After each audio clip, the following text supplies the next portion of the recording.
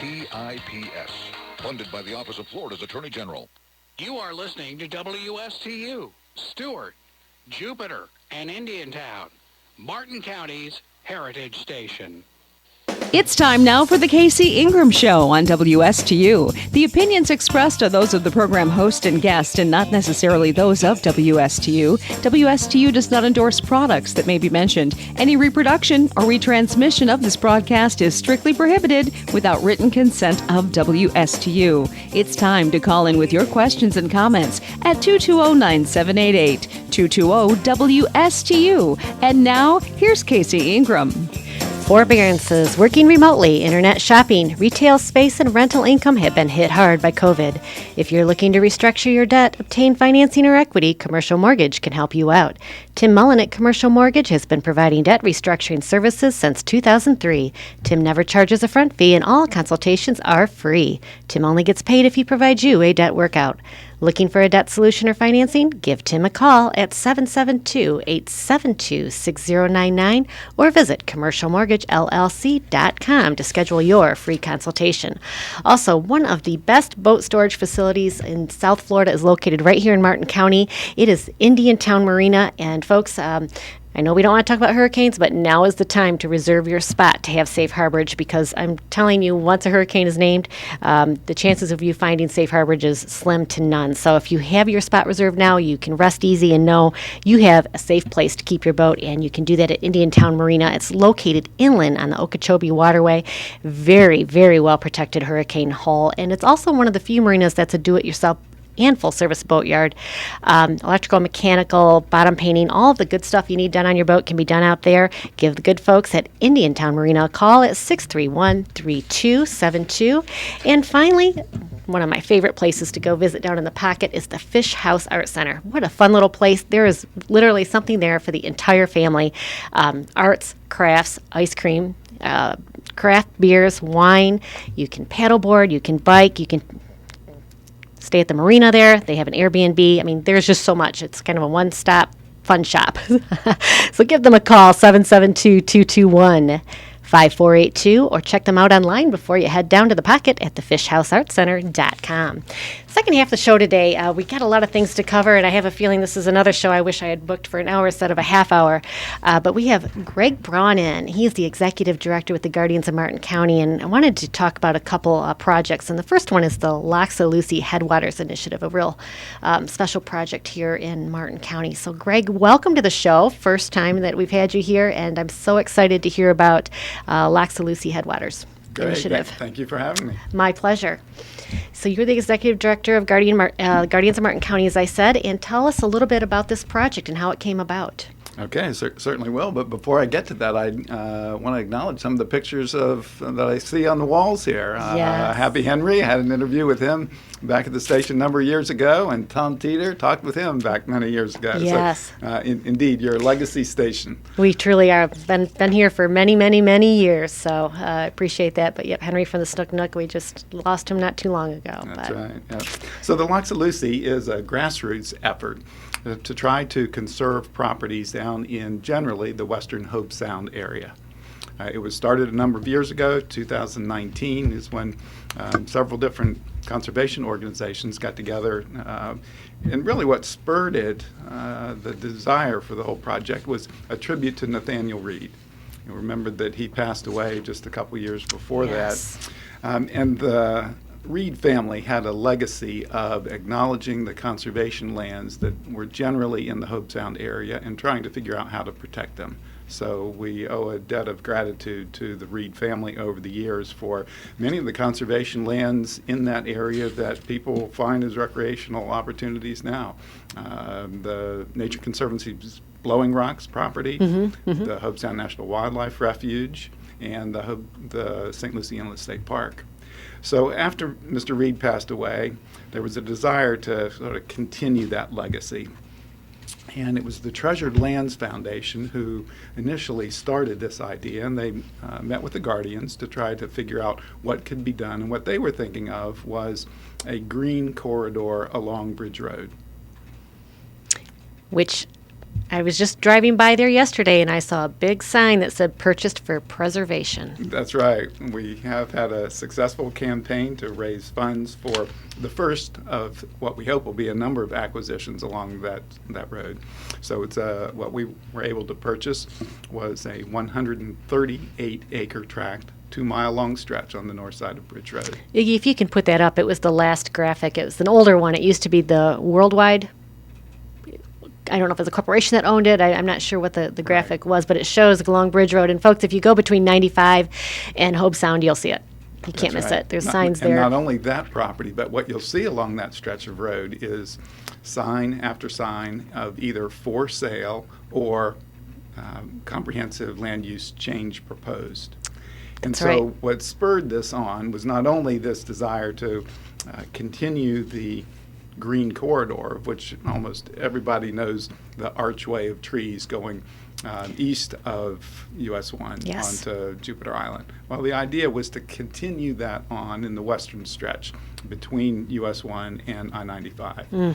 And so when the Treasure Lands Foundation brought that to us, the Guardians were certainly aware of the need for a bigger conservation area that goes north and south, essentially from Jonathan Dickinson State Park in the south, which is less than a mile south of Bridge Road, to the Atlantic Ridge Preserve State Park, which is to the north of Bridge Road, just a little ways. And Iggy, if you can show the Loxa-Lucie locator map graphic, it kind of has a big circle. We're showing this on Facebook Live too, Greg. We're not just on radio. So Perfect. kind of show them a little bit of graphics as we're talking here. It's a really large area. And I think that's good to show that graphic because the Atlantic Ridge Preserve State Park, I think, is it's a hidden gem. Not too many people know about it. No. And part of the reason for that is it is indeed a state preserve rather than a state park. So at the state parks, and Jonathan Dickinson is an excellent example, the goal for managing that state property is for multiple use. Recreation is a key component. Yes, they are trying to indeed maintain natural communities, but the idea is recreation. The preserve designation on the other side, though, at Atlantic Ridge Preserve State Park, the focus there is on conservation and natural resource management. So the reason that there aren't a bunch of brown signs out there saying go this way and go that way to get to the state park is that less emphasis is placed on recreation. So people can get to that property, though. It's the access is off of Paulson Road. They're off of Cove Road. Okay. And Iggy, if you can show the graphic with a lot of the habitat and the animals that are out there. I know you guys have a wonderful one that shows there's plants and there's animals and the birds. There's just so many things that these preserve areas are so important to give habitat to these animals. I mean, Greg, there's so much that's happening in the county, so much growth. Even in St. Lucie County and Becker Road, the animals, you see daily, somebody said, they're being hit by cars, their habitat's destroyed and there's no place to go. So this is so important to preserve these green lands, and we're good at it here in Martin County, aren't we? We are indeed, and unfortunately, that's one of the things that we have learned about this corridor. As you mentioned roadkill in other areas, and once we started focusing on the properties along Bridge Road, we're spending more time along that stretch of road, essentially between US 1 and I-95. And unfortunately, our eyes were opened to the extent of roadkill on that road. And, it started off, I saw a bird and then another bird and then a dead raccoon and one thing or another. So once we saw that, yes, this is really a problem, we started a more rigorous monitoring program. And unfortunately, in over a 15-month period, we had over 600 animals that were killed on that road. Oh, my goodness. And I think that's representative of what's going on in that the animals are using this corridor between Jonathan Dickinson and Atlantic Ridge. Right. They know it's a corridor. It's just that it's in private ownership. Right. So what our project is trying to do is bring those lands that are currently in private ownership but are for sale and bring them into public or conservation ownership and management. How are these purchases funded? Well, I'm very pleased to say that the 138-acre parcel that we closed on in October was funded solely by donations from the community. Wow. We had people everywhere Incredible. from $10 on up making contributions towards that project. The third in the entities that I was talking about that spearheaded this, I mentioned the Treasured Lands Foundation, the Guardians of Martin County. The third one is the Conservation Fund. They're a nationwide conservation organization, 501c3, so they're the entity that is accepting tax-deductible contributions from the community. And they've been around quite a while and have done a lot of projects across the country. They have indeed, yeah, millions of acres across the country over the last 25 years or more. And we're just very pleased that the regional vice president for the Conservation Fund for the southeastern U.S. happens to be a Martin County resident on Sewell's Point. Really? And he had been engaged in Loxa-Lucie related conservation projects back a number of years ago. So he's not only based here locally, but he's got local knowledge as well. So they were the perfect entity to step in and help us out with this initiative. We were very fortunate to have them right here in Sewell's Point. It's amazing. I looked up here on, you've done a presentation through the county commission on this project, and Conservation Fund has done 244 projects, protected this is just in Florida, 136,433 acres, and over $665 million fair market value lands that they purchased at about $529 million. So they're really an organization that has set some goals and they're achieving them. Wonderful partnership. And they certainly bring a lot to the table for this, because neither the Guardians nor the Treasured Lands Foundation have a lot of expertise in this side of things. It's a great plan, but to have somebody help you be able to work it out and make it come to fruition was so important. So, particularly with their knowledge of land transaction practices, and going through the process of negotiating with real estate agents, getting appraisals. Right. Now we're getting into figuring out how to do the fencing and the exotic species removal, those kinds of things. So yeah, it's very helpful. I was going to ask you, with the property, is that going to be open to the public, or is it strictly a nature preserve where let nature be? No, it's definitely going to be open to the public. There are some initial things that we need to do as far as safety related. But yes, the idea is not only public recreation on that parcel, but again, what we're trying to do is create this corridor of publicly accessible lands between the two state parks and the preserve.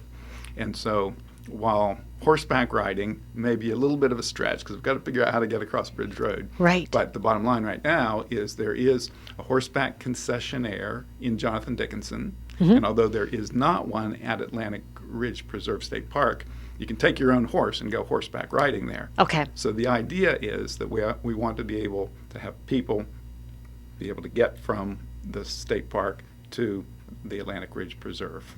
Now, do you have more properties you need to acquire to keep making this happen, or? Absolutely, we do. So I mentioned all those for sale signs along Bridge Road. And so our steering committee got together and evaluated the parcels that are for sale and prioritized those that we are most interested in.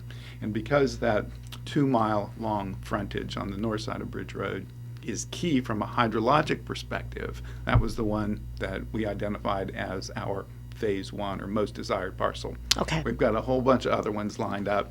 And so, yes, indeed, the big picture is we're hoping to bring thousands of acres from willing sellers into conservation management and stewardship. Well, the really neat thing about it is you mentioned Bridge Road that heads out to Jupiter Island, the tree canopy. Folks, if you also go down Martin Highway heading out towards western Martin County, you see that same type of thing. And, what a beautiful thought to think that Bridge Road can be that tree canopied road for all those miles, and how beautiful. And the unique part about it, if you look at that graphic, I'm sorry, Iggy, if you can put that up again, the worldwide graphic that just shows where the preserve is going to be, or is.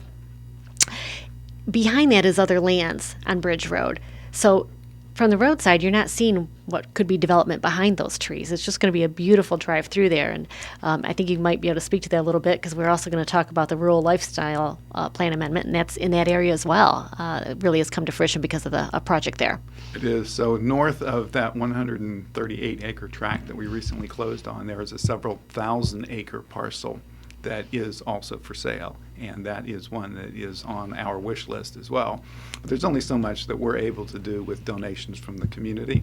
And so part of the other thing that was the impetus for this project is that not only that parcel, but others in the general vicinity have been on the state of Florida's acquisition list for a number of years. So many of your listeners are probably familiar with the Florida Forever program. It's essentially the state of Florida's program to buy conservation lands, either new state parks or properties to add on to existing parks. So as part of the management of those parks, the state park system is required to develop management plans for each of their parks or preserves conservation lands. And so they have gone through that process, and they have identified these parcels that we're talking about as being within what they call the optimal boundary. Okay. If money weren't an object, what properties would they have that would help them control their own destiny? And so for us, the interest is in water quality and essentially the water going into the Loxa-Hatchie. Right. So hence Loxa-Lucie, our properties cross that watershed boundary between south-flowing waters that go through Kitching Creek into the Loxa-Hatchie River, and then those properties towards the north, like that several thousand acre parcel that we were just talking about, that flows northwesterly into the South Fork. And this is so important as well. I'm thinking there on the Bridge Road corridor, they had so many issues with flooding. So to be able to have this natural habitat and make sure there's a place for water to go, for it to flow, not be blocked off from new building construction. And that's what these projects are also helping to, control our flooding areas. Absolutely. So that's the first step that we're in right now, having completed the acquisition on that 138-acre parcel, is trying to figure out how to restore the hydrology. Okay. Because before we purchased it, it had been in cattle pasture land. Okay. And so to make it suitable for that, because the water levels generally are very high, there had been ditches excavated and waters flowing off the land that historically wouldn't have happened. So our project right now, and we're working with Martin County to sort of figure this out, how can we do the hydrologic restoration, bring those water levels back up, and hopefully prevent some of that continued flooding in Hope Sound. Because most of that flooding from 2 years ago had been east of US 1, but the historic watershed had indeed connected up with the areas that we're looking at for these properties. And that brings up the question, in the future, who pays for the maintenance and takes care of these properties? Yeah, well, that's a good question as well. And so I mentioned that the property that we just acquired and the one to the north is something that is within this optimal boundary for the state park system. They're essentially saying if they can acquire that, they will manage it as part of the state park. Wonderful. So for right now, they've told us that the 138-acre tract, they're not interested in taking on management right now. But if we can make that leap, that next connection between the north side of that and Atlantic Ridge Preserve State Park's southern boundary, which is less than a mile away. Okay. That's when they will take over the management So of if it. it's contiguous properties, they meet up with one another. It's a lot easier for them to take over. I can understand. This is almost like a whole new park form on its own. But if it's connected with other parks Right. contiguously, then certainly that's wonderful. So, but at this juncture, the Guardians and Treasured Lands Foundation are going to take on the responsibility of trying to maintain it and make it the best preserved area The Conservation possible. Fund is the entity that is now the official owner of Okay. the property. I'm glad you So, clarified. yes. Perfect. Okay.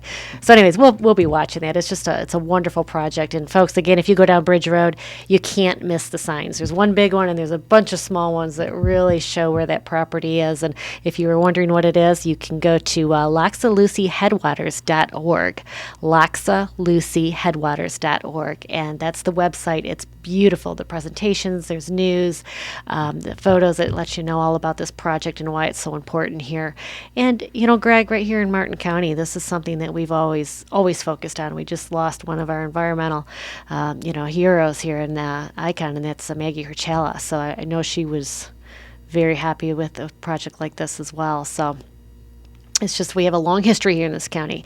And tell us, before we go into our next discussion here about the Rural Lifestyle Amendment, tell us a little bit about the Guardians of Martin County and what their role is here.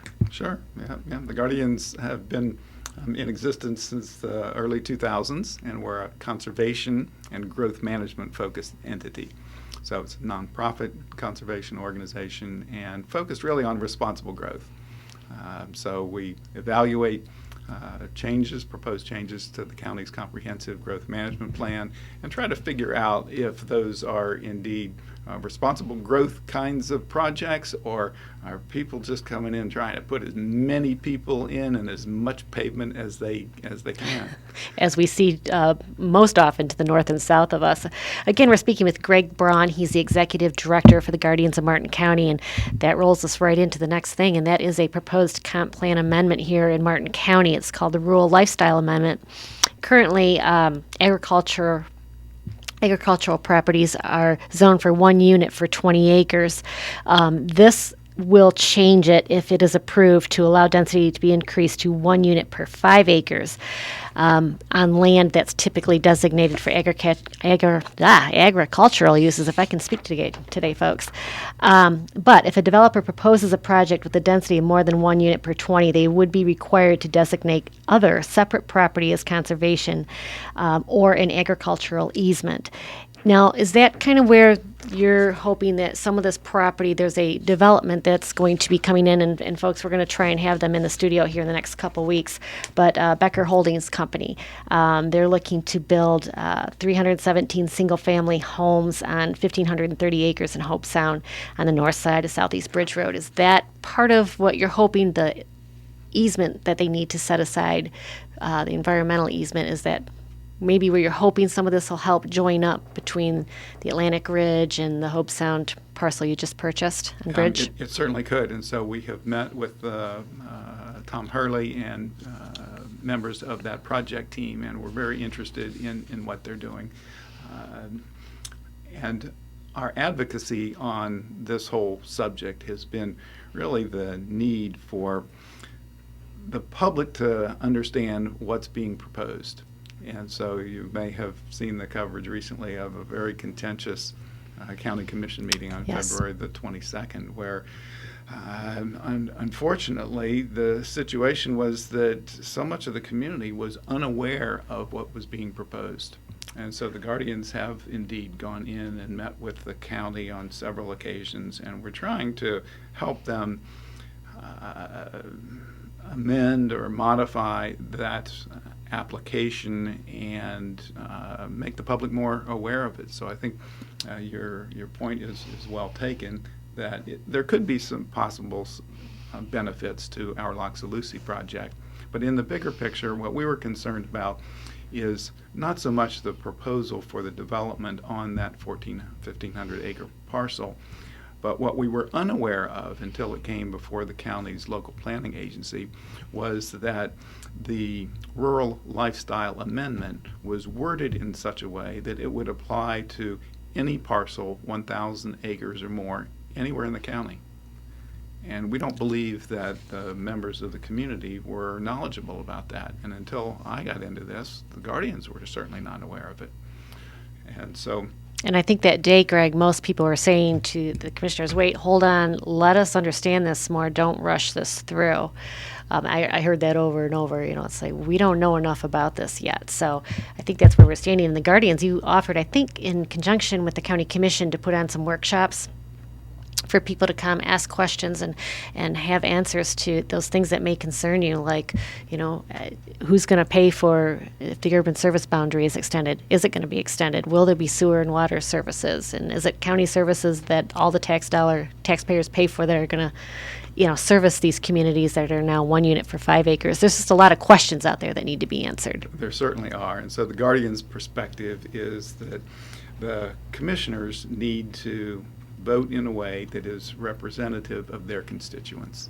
And if the bottom line is that the constituents, all of the residents of Martin County and other areas of the Treasure Coast, aren't really aware of what's going on, we think that the county should have held those sorts of educational workshops. For whatever reason, they have said that they will not do so, and the Guardians feel that it is so important that, yes, we have volunteered to do that. So we're now working with the county, because certainly the county needs to be involved. They're the ones who will be able to articulate, what constitutes urban open space and that sort of thing. So they're going to play a part of this, and we expect that the applicant, Mr. Hurley, and his team will play a role in this as well. But the idea is if there was a standing room only crowd at that county commission meeting and almost everybody was saying we don't know enough about this, we think that the brakes should have been put on the whole process until the public could be informed about it. The commission chose not to do that. They essentially said, we're going to go ahead and send this proposed comp plan amendment up to Tallahassee, let them start doing their review, and putting us in the somewhat difficult position of needing to have this public workshop or workshops, there could be more, and do it in a way that won't affect the processing of this comp plan amendment. We don't think that's right. We think that they should have done the education first, because the input of the public is what could result in changes to the whole proposal. I was going to say it might have changed what was sent to Tallahassee to approve. So having the input or the workshops now, it's too late to change what's already been sent to Tallahassee. You know, if it's approved, it's approved. If it's not approved, then you can go back and send something else. But well, it would come back kind to of putting the cart before the horse, you're saying. That's right. However, there's a nuance of that after it comes back from Tallahassee, where it will be reviewed by a number of the state agencies, the Florida Department of Economic Opportunity and others, it comes back to the Martin County Commission. So we're expecting sometime over the summer there will be what the county calls an adoption hearing. Okay. And so if the product of our workshop or workshops is such that there will be changes to that, what we have been told, changes to what was proposed, what we have been told is that if the changes are more restrictive, it won't need to go back to Tallahassee, but that they can't reduce the levels of protection. Okay. So it certainly is not a done deal. We have established the date of March the 23rd for a public workshop at the IRSC, the Chastain Center there on Salerno Road, from 4 until 8 that evening. So, folks, if you want to get involved in you have questions about this rural lifestyle amendment, this is a great place to come out, have your questions answered. March 23rd, 4 o'clock, at the Indian River Chastain campus, you said? That's right. And it's incredibly important. This is, I think, something everybody was surprised about. It wasn't just one project they were talking about. Again, as Greg mentioned, properties over 1,000 contiguous acres. Anybody can apply for this change of the rural lifestyle amendment. So there's some instances it might be a good thing. There's some instances where it may not be. And I think that's where everybody said, slow down, let's see what this amendment's all about. That's right. We think the residents deserve to know. That's right. All right. Greg Braun with the Guardians of Martin County. I appreciate you coming in. Again, we covered a couple topics here. The Loxa-Lucie Headwaters.org, beautiful project, folks, and hopefully that'll continue to gain more preservation land, and you end up connecting with the Atlantic Ridge and making it one large preserve area. It's exciting. A beautiful property, but drive out there, and it's great for our wildlife. And of course, the Rural Lifestyle Amendment. Greg, I'm going to have you one more time shout out the date and time of that workshop. Wednesday, March the 23rd, from 4 until 8 at the IRSC Chastain campus on Salerno Road. Thank you very much, Greg Braun with the Guardians of Martin County. We will see you next Wednesday at 10 a.m. You all have a good one.